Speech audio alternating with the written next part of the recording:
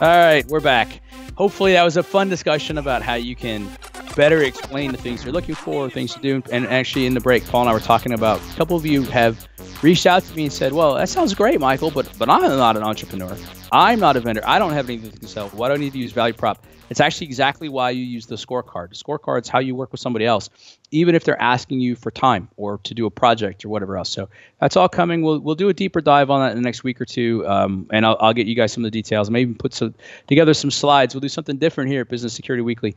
Quick announcement on what we're doing. We've updated the on-demand stuff. So we've got some new stuff there for you to take a look at. The state of security education and training. It's going to be a nice dovetail into this next conversation with Fred Scholl. Right now, it's IT Pro TV and RWU, Roger Williams University, and they take a look at that. And the way we've been setting this up is Paul, and in this case, I think Dr. Doug took a look at just some overviews and some trends and try to level set it. And then it gets partners and people trying to solve this problem a chance to talk about that problem a little bit, right? A little bit of insight gives you some better ways to think about it, how to act on it. Check it out. Let us know what you think. You can get that at securityweekly.com/on-demand. All right, so I'm excited to introduce to you guys Dr. Fred Scholl. I've known Fred. We were talking about it yesterday. We're at 2 decades. Pretty close to it. We met back in my time in New York City, spent a lot of time in the early cybersecurity scene before we even called it cybersecurity. I don't even know what we called it back then. But what's great about Fred is, so he's worked for startups. He's worked for large enterprises. In fact, we've done some work together at some of his large enterprises. He's worked in higher education. He works as a mentor. He's a member of a lot of these different groups. And we got talking about security and business and the need to do that. So Fred, welcome to Business Security Weekly. Thanks, Michael. Nice to see you again after all these years. I know, right? It's been a long time, and we got to get together in person soon. So one of the things you said yesterday that really captured me, and I think it sets the stage for it well, is you were talking about being a member of SIM. So tell us what that is, and take us through the progression that you've learned with SIM and how you think that applies to security. Exactly. So SIM is Society for Information Management, and I joined about the same time I met you in 2002, something like that. And it is a IT group that's really focused on the business of IT, not technology itself. And so I thought, as a security person, I need to understand what CIOs and IT directors are thinking. So I joined. And over the years, I've noticed trends with this group. 10 years ago, let's say CIOs controlled infrastructure, they controlled application development, they kind of controlled everything IT. And in the last few years, I've noticed that, and I'm sure you have too, right? We have shadow IT, and we have now I see business units controlling application development and systems development as opposed to the CIO. So the trend and I think security is kind of following this. So we kind of have shadow security now, where these business groups are trying to organize their own security programs. And then we've got the central security. So that got me thinking about, hey, how do I move more into the business units? And also just to make some suggestions on how other practitioners should think about moving into, getting more connected to the business. And I know you guys have talked about this before, but that's kind of, what's on my mind. Well, and I what I liked about it, as you were bringing it up, I was kind of like, wow, that's right. We went through those different phases. And if we look at it now, a lot of the CIOs, because we talk a lot in security about, well, we've got to earn our position in executive suite, and we're kind of demanding it. But the CIOs, to a large extent, have had to work their way there over the last 20 years or so. And a lot of what they do now is, right, technology is just integrated into the business. And when you were kind of going through it, I went, wow, we are on that path. What I like about what we're going to talk about next, though, based on your experiences, so how do we do it? And I realized as you were bringing that up, we do this all the time, right? We say, well, we got to get out of the security bubble. And you didn't like that, and I appreciate why. But it's, we got to go talk to other people. And we got to go tell them the way it is, and we got to get out there. And you're like, yeah, no. So why is it not the bubble? What do we need? How do we need to think about this differently, and how do we start going about it? Yeah, good question. So we talked about the bubble, and I know that term's come up a lot. And let me just mention one other thing. There was a very good talk from Alex Stamos last summer at Black Hat. He did a keynote, And I recommend everybody go listen to that. One of the things he said was security has to go out and I think be part of the world or get into the world or something like that. So I've listened to that talk a few times, and I thought, hey, this is what I should start doing. And then when we talk about the bubble, or other people talk about silos, right? So I'm not from the Midwest, so I don't know about silos. Bubbles are strange because somebody else usually bursts a bubble, right? And you probably don't have anything to do with it. You want to stay in the bubble. So I just thought, as we were talking, let's use an analogy of an island. You know, we're on the security island, and the mainland is the business. And so how do you get over better connected with the business? You're not going to be part of the business. How do you work with these guys more closely? And I thought the analogy is good because you just can't walk off the island and go over to the mainland, right? You're going to drown. So you have to figure out how to build bridges or communications paths over to that mainland. So that's sort of the challenge, but also the opportunity, right? Because security is moving over into the business unit, like it or not. So, it's, what is it? Lead, get out of the way, or what's the third thing? Lead, follow. Lead, follow, or get out of the way. Yeah. Right. Yeah. So no, I mean, you're right, and I like the idea of building bridges. I think it's a good way to take a look at it. All right, so Michael, I just in my recent reading of the Phoenix Project, in preparation for some potential segments we have coming up on the shows with Gene Kim and others.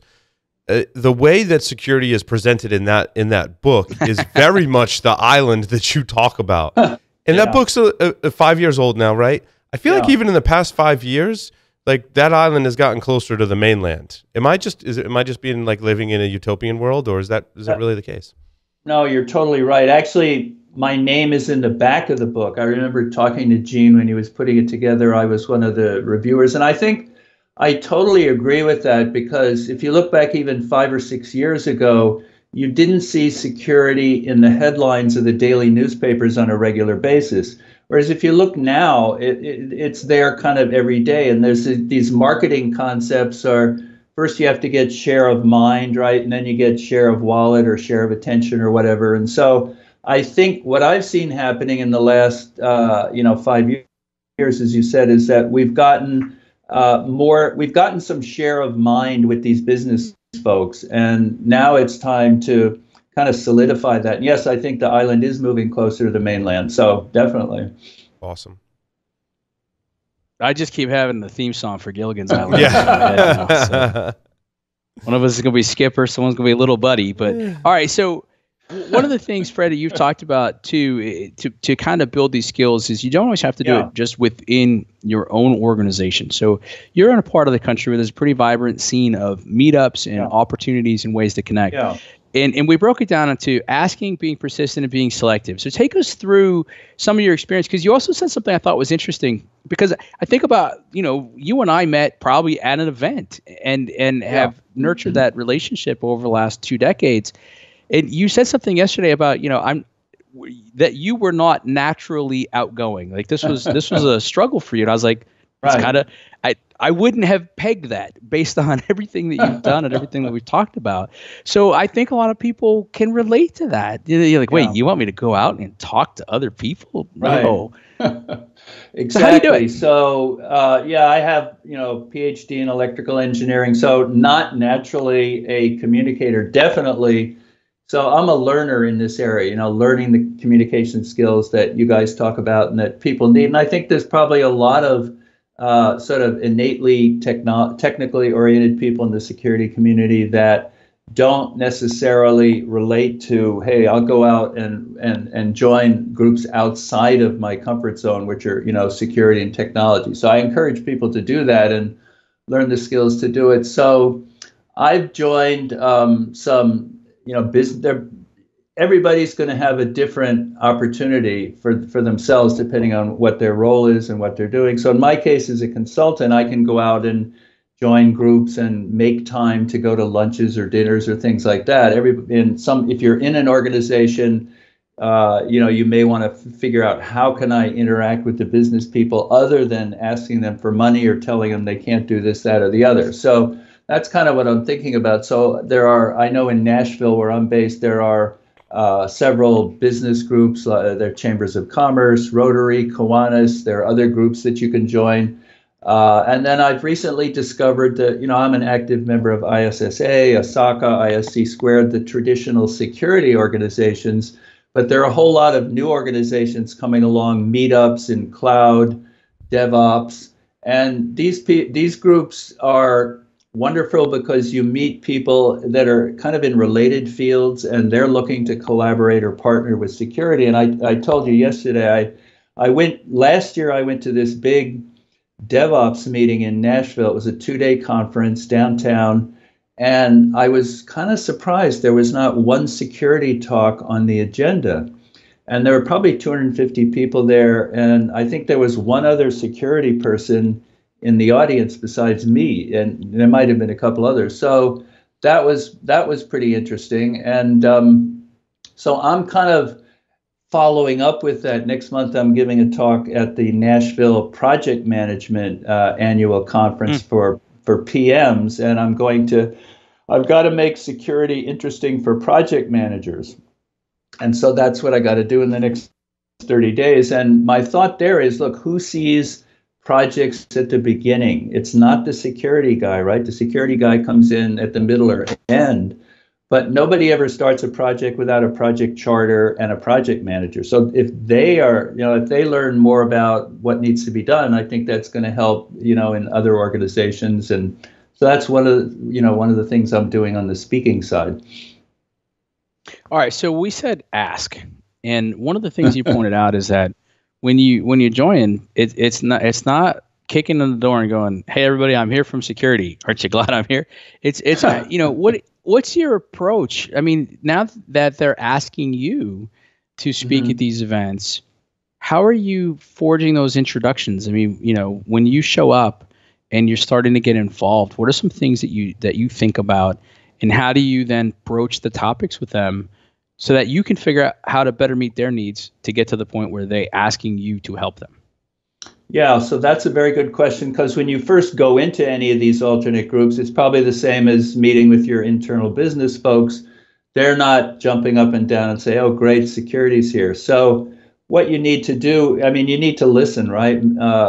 Perfect your listening skills, figuring out what these other groups want.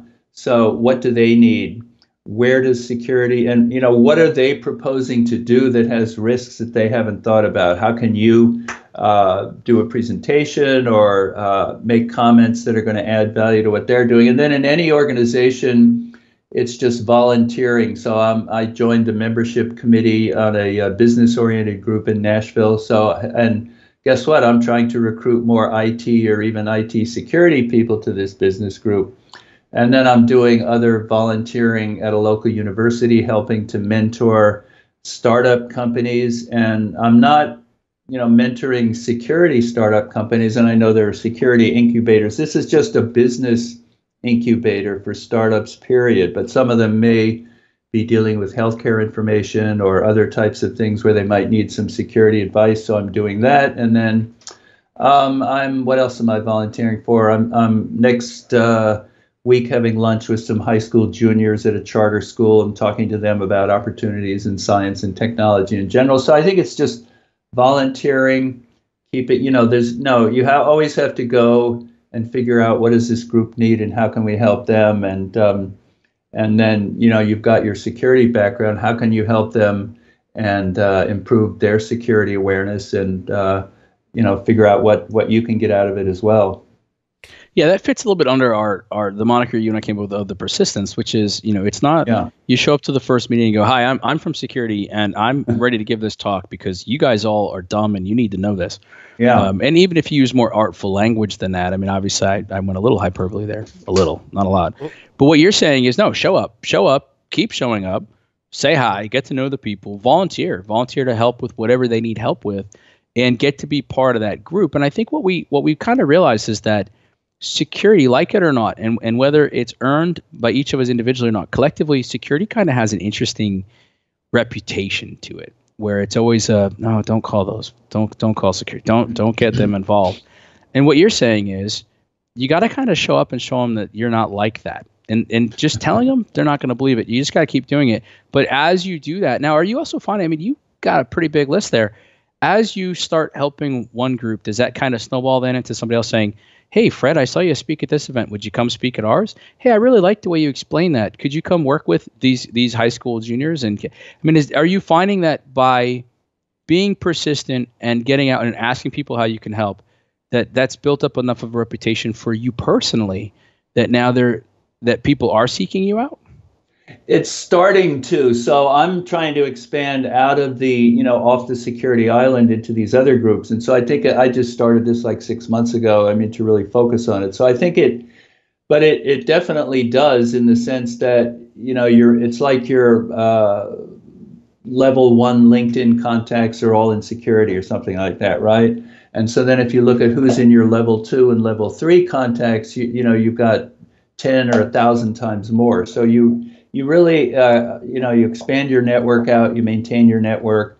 And I think that you mentioned persistence. The interesting thing there is to understand it can take months or even years for people to get around to thinking about security. When you're out and when I go to business meetings, I haven't heard anybody talk about security yet other than me and the people at my table for lunch table. But so it can take longer than you might otherwise think. And so that in that persistence, there's also some patience too, right? I mean, you made the comment when you and I were talking that you went to a DevOps meetup. And look, DevOps, we do a lot of conversation in this industry about DevOps and DevSecOps and SecDevOps. And we got a great new program on this network called Application Security Weekly. And one of the things that Keith Hoodlet, the host of that program, talks about is security needs to try to catch up. I mean, the pace of development is changing. Everything's moving so quickly. You can't afford not to be there. And you said, well, guess how many people were there from security, not including me? It was like one, right? You plus one. And I'm not saying that we're your plus one, Fred. But so but then it seems to me like, in the beginning too, you're almost showing up to learn, right? No, you're not. It's not so much that you're showing up to say, hi, I got off the island. You should all be excited. I'm here. You're patient. I'm here. I'm interested. I want to be part of this. And initially, you're just asking questions or observing. Am I explaining this the right way? Well, I'm learning too. So when I went to the DevOps meeting, I was really very shocked that there were no security presentations and no security people there. So I went to the organizers and I said, hey, I was working in Agile DevOps security strategy for a big federal agency the whole previous year. I've been working in this space. I could give a really interesting talk on this, and I didn't get much of a response. So I can't say I've kind of looked for quick opportunities myself, and but then I didn't get a whole lot of traction there. So I figured out, okay, I gotta go to the meetings and hear what they're talking about, and they're not talking about security. So gradually just try to steer them in the direction that I just mentioned. But, so I haven't always done that myself, but that's what's necessary in some cases. Yeah, it's a little bit of patience. I mean, it's interesting. I find a lot. Go ahead, Paul. I was just my question was, last night we were bringing up the notion, I don't think it's a trend, it's more of a notion that there are many security researchers very focused on continually defining the problem and pointing out the problems. I think that embedded devices and IoT is certainly that case where a lot of researchers just keep pointing out problems that can really be lumped into the same category. How do we shift some of the focus in certain areas and different verticals, right? Shift it from identifying the same problems over and over again to developing solutions so that those problems don't show up. And how do we do that on a more global scale and not just like within the security community going, yeah, we should really talk about the solution, but developing guidelines and standards at a much higher level that help people say, well, when you develop these devices, like these are all the problems that we're finding. And guess what? They fall into these different categories that are really easily measurable. So like just don't do that and your product will be better and more resilient. How do we do that at a global scale? Yeah, well, I could start. So the approach at the sort of enterprise level is, to start with the business risk. What is the actual risk to this organization from these different, and then you have to connect those to the types of vulnerabilities that you were talking about, whether it's IoT devices or other kinds of systems that are being, constantly discovered, or DDoS attacks or whatever. So what's the actual impact? And it's got to be, and this is another thing I mentioned to Michael yesterday, but didn't mention it yet. So one of the things, so there's this constant need to learn. So I told Michael I'm taking an accounting course now. It's online because, look, we're talking to the business people all the time, and these guys think in terms of numbers. I got to understand some of the basics for that. So that's how do you do it in an enterprise? Connect. So it's not easy. You have to connect the business impact with the individual security vulnerabilities that are out there. And on a global scale, I don't know. I'm not sure. I've been in InfraGard. I was working in the DC area last year. I don't know. It's very challenging. Yeah. How do we raise the bar up so that we're not just chasing individual vulnerabilities? And how do we come up with better standards? I think, GDPR has set a higher bar in the EU. I don't know if it'll be enforced or not, but so I don't know. I think we need legislation that raises the bar for everybody in this country, and let's see if we have that. One of the examples that I had was OWASP, I think, does a great job of taking a lot of the web application vulnerabilities that we can find in, thousands or millions of web applications and distilling those down into, like, when you develop software, like, these are the things that are being attacked. And I don't think it's a one and done. It's a cycle, right? People still need to be researching vulnerabilities and developing exploits so that we learn what the more innovative attacks are. Those get funneled back into those standards and guidelines so that when we create products, we don't create them with those very same exposures. Yeah, I worked with their standards last year on this project I did for this federal agency, and I got into the approach of threat modeling to look at what are the actual threats that this agency was facing, and using some of the software tools that are out there. And so how do you have to relate the OWASP model to the threat, and what other mitigating factors do you have in your cloud perimeter or inside the cloud workload protection? So ideally you have a better model for what are the business risks and how are they connected to whether it's an application vulnerability or a perimeter vulnerability or people vulnerability. So we're not quite there yet. I like your insights, Fred, that we really have to relate those issues that we're finding in security and vulnerability research, relating those to what's the impact of the organization and what's the real risk. That's certainly a piece that's often missing. Yeah. Well, I just want to point out, as I was just listening to the two of you, what I think is interesting too is these are exactly the conversations that Fred's talking about that we need to go have with people who aren't in security. Right. Because either we'll get more people into those conversations, or somebody else will say, oh, well, we already do that this way, and we can figure out how to integrate security into that. Mm-hmm. Or that's interesting. Well, we worry about this, this, and this, and now we better understand how to do it. I wanted to point out too, Fred, I love the fact that you're taking an accounting course, but what I think is cool about that, because a lot of people say, oh, that's now I know how to speak the language of accounting. No. Now you understand the fundamental concepts and you understand some of the rationale behind them. It's not about the language. It's about that shared understanding. It's that literacy versus fluency. I'm not expecting you to be a CFO or a certified public accountant, but by understanding at some higher level of literacy those concepts, you now have the tools to translate what you know in security into something that they're more likely to know, and you have the ability to navigate that better. So making that investment is absolutely fantastic. Let's talk about trends then. So Paul, you brought up OWASP, and you talked about DevOps, Fred, and stuff like that. So do you look for things that you personally are interested in? So if somebody else is listening right now and they say, that's interesting. I mean, we've got some meetups. I could go to some of these meetings. So hopefully now we've given them some thoughts, right? Ask how you can be involved. Ask what would be valuable to them. Show up, be persistent, volunteer. But then, if you really like cloud or you really like DevOps, is that where you should go? Or should you go to DevOps because that's the way everything's going? And you should do cloud because that's the way everything's going. How do you figure out where to spend your time?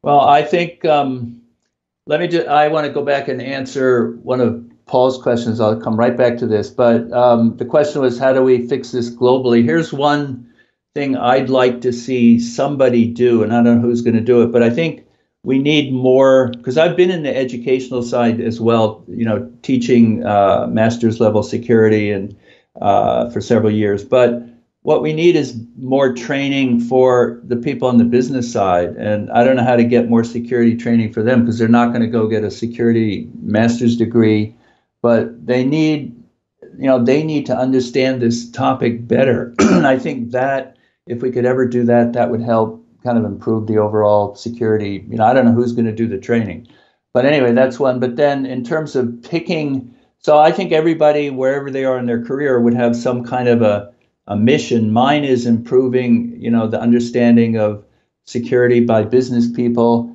and trying to make security more business focused. And so everybody's moving to the cloud. So understanding those risks, understanding what you need to do to transition to the cloud, trying to understand what the real impacts are on the business. And they might not just be financial, they could be reputational. In the government space, there are certainly national security issues there.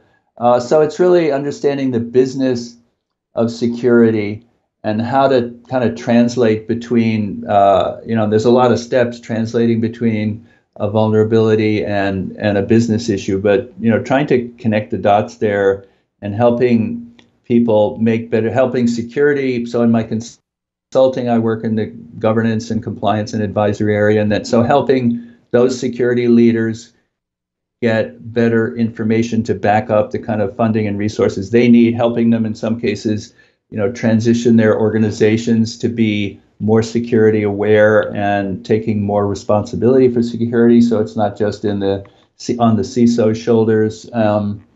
So that's my focus right now. So. Awesome. So Fred, one of the things, we'll wrap it up here. One of the things we talked about is you asked us if people get back to us and if they share notes or thoughts or whatever. So let's do this. On Twitter, you're at FW Scholl, SCHOLL, at FW Scholl. I'm at Catalyst. Paul is at Security Weekly. Yeah. Let us know. If you're out there, you've gone to these meetups, talk about what's worked or what's not. As we've done, and we've happy to do, and we'll do again.